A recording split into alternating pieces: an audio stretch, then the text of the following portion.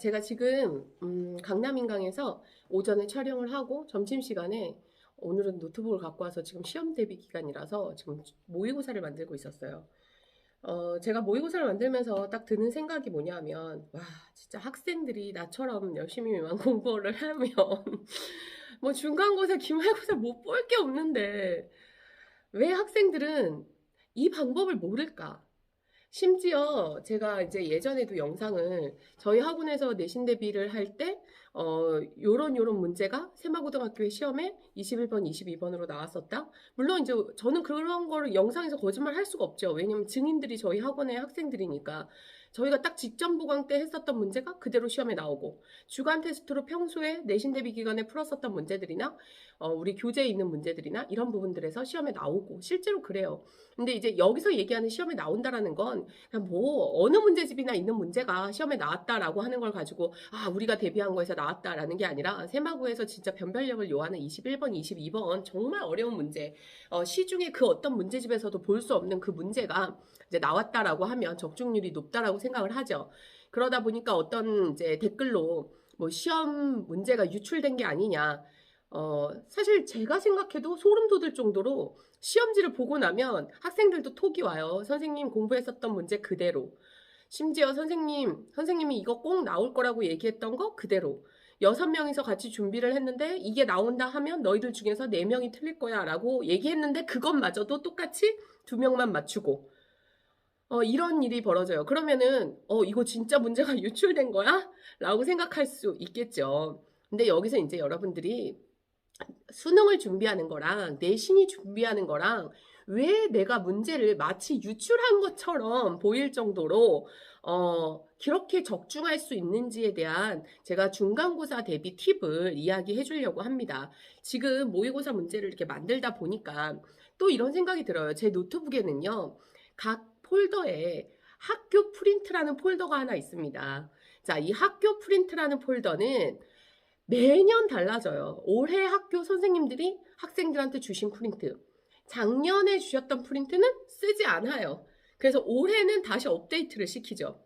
세마고 같은 경우는 뭐 한두 문제를 조금 변형을 시켰지만 작년 프린트랑 고1 애들 프린트가 지금 현재 많이 달라지진 않았어요. 학교에서 주는 프린트에는요, 두 종류의 프린트가 있습니다. 자, 첫 번째는 교과서 문제를 한글로 편집해서 아이들한테 교과서 문제를 풀리기 위한 프린트. 자, 그 다음에 두 번째는 학평 기출 문제 중에서 학평 기출 문제가 너무 문제가 많잖아요. 근데 그 중에서 그냥 그 선생님 입맛에 딱딱 맞는 좋아하는 스타일의 문제들만 딱 모아서 주는 그런 학평 기출 프린트가 있어요. 학교에서 주는 프린트만큼은 반드시 풀어봐야 돼요. 그러면 저는 모의고사를 할 때, 이거 학원에서 하는 모의고사를 만들 때 어떤 걸 기반으로 만드냐. 물론 아이들이 50% 모의고사 문제 중에서 50%는 기본적으로 이 단원에서 숙지해야 하는 내용들을 이제 좀 어떻게 보면 또 점수도 줘야 되고 기본 점수도 해야 되는 학교 선생님들도 아마 그 마음으로 출제하시지 않을까 생각이 들어요. 그래서 그냥 유형서나 이런 것들을 풀어본 친구들이라면 충분히 풀 수 있는 정도의 50%를 출제를 하고요. 나머지 50%는 저희 학원에 있는 학생들의 학교 프린트들을 모아서 그 중에서도 학평 기출 문제들 중에 요런 문제는 시험에 나와도 아이들이 손쉽게 풀 거야. 그런 것들은 제가 내지 않습니다.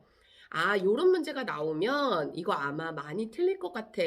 그러면 우리가 한 번 더 같이 풀어주고, 그리고 그걸 좀 숫자를 변형해서 한 번 더 연습시키고, 이런 문제들을 한번 내봐야지 라는 거. 그런 것들을 모의고사에 내요.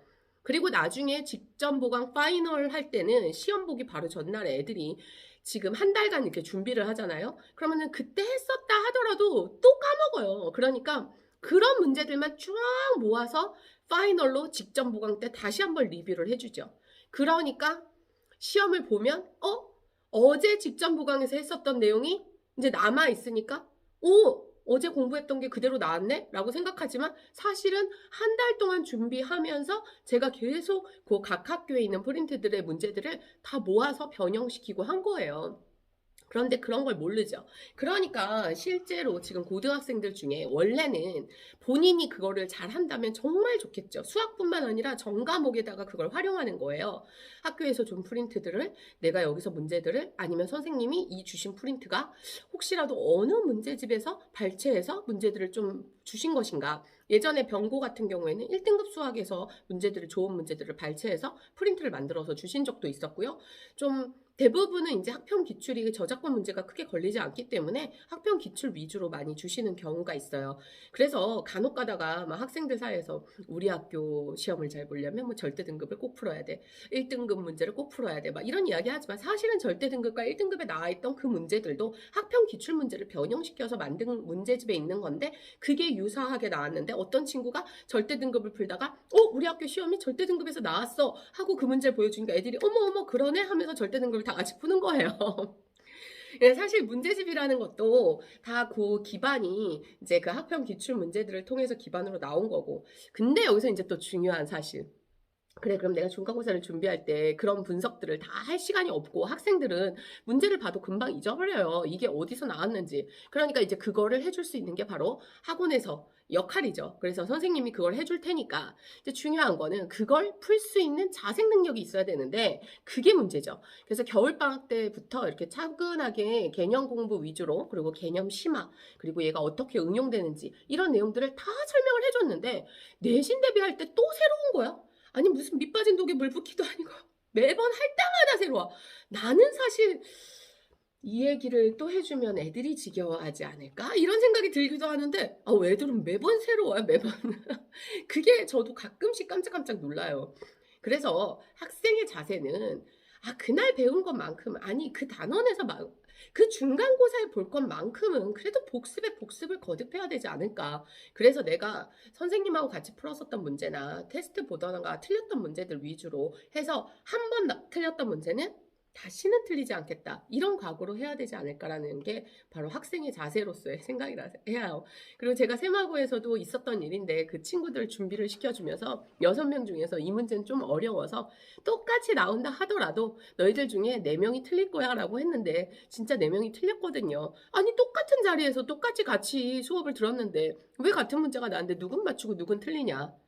분명히 자생 능력이 부족한 친구들이에요. 그게 결국은 실력인 거고 요행만 바라본다고 해서 성적이 절대로 잘 나오진 않아요. 하지만 성적이 잘 나올 수 있는 비법은 있습니다. 그게 바로 학교 선생님들이 주시는 그 자료만큼은 내 스스로 힘으로 풀 수 있는 만큼의 자생 능력을 키우면 그게 결국은 우리 중간고사 문제가 유출된 게 아니라 거기에서 중간고사 문제가 나온다 라고 생각하시면 될 것 같습니다. 여러분 중간고사 준비 열심히 하시길 바래요. 안녕.